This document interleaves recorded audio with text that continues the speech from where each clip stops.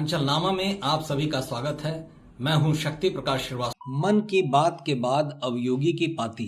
देश की सियासत में संवाद हमेशा से सत्ता और समाज के बीच सेतु की भूमिका निभाता रहा है, लेकिन बीते लगभग एक दशक में इस संवाद का स्वरूप बदला है। प्रधानमंत्री नरेंद्र मोदी का रेडियो कार्यक्रम मन की बात और उत्तर प्रदेश के मुख्यमंत्री योगी आदित्यनाथ की जनता के नाम लिखी जाने वाली योगी की पाती इसी बदले हुए संवाद के दो प्रभावशाली उदाहरण हैं। सियासी गलियारे में इस संवाद को सियासी संवाद माना जा रहा है। ये दोनों माध्यम न केवल जनसंपर्क के आधुनिक औजार हैं, बल्कि सत्ता की सोच, प्राथमिकताओं और राजनीतिक शैली को उजागर करने के अभिनव प्रयोग भी हैं। नरेंद्र मोदी के प्रधानमंत्री बनने के बाद 3 अक्टूबर 2014 को पहली बार रेडियो पर मन की बात का प्रसारण शुरू हुआ था। तब से लेकर आज तक लगभग 130 से अधिक प्रसारण हो चुके हैं। हर महीने के अंतिम रविवार को रेडियो समेत अलग अलग मंचों पर प्रसारित होने वाला कार्यक्रम मोदी की मन की बात एक तरफा संवाद होते हुए भी जन भागीदारी का एहसास कराती है। इसमें न तो विपक्ष पर सीधा हमला होता है और न ही किसी नीति का तकनीकी ब्यौरा। इसके बजाय वे समाज के सकारात्मक पहलुओं, स्वच्छता, योग, स्टार्टअप, महिला सशक्तिकरण, आजादी के गुमनाम नायक, स्थानीय उत्पाद को केंद्र में रखते हैं। यह कार्यक्रम एक तरह से राष्ट्र निर्माण की भावनात्मक अपील है, जिसमें प्रधानमंत्री खुद को श्रोता और वक्ता दोनों के रूप में प्रस्तुत करते हैं। आलोचक इसे प्रचार कहें, लेकिन यह सच है कि मन की बात में राजनीतिक संवाद को भाषणों और रैलियों से निकालकर घरों के भीतर पहुंचा दिया है।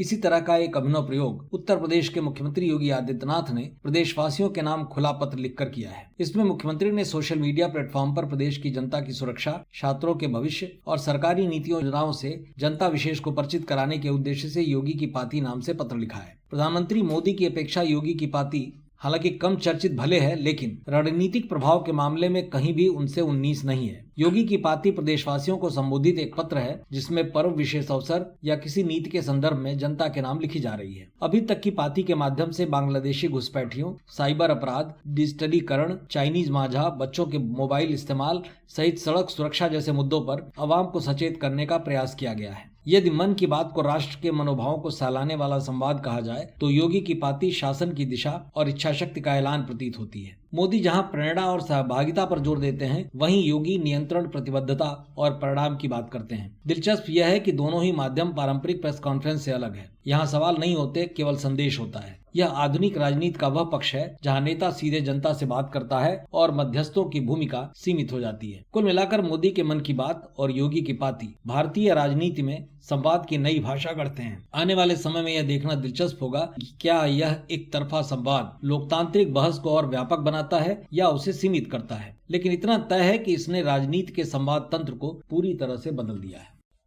मतलब की बात में आज बस इतना ही। कल फिर मुलाकात होगी इसी समय, इसी चैनल पर। तब तक के लिए नमस्कार।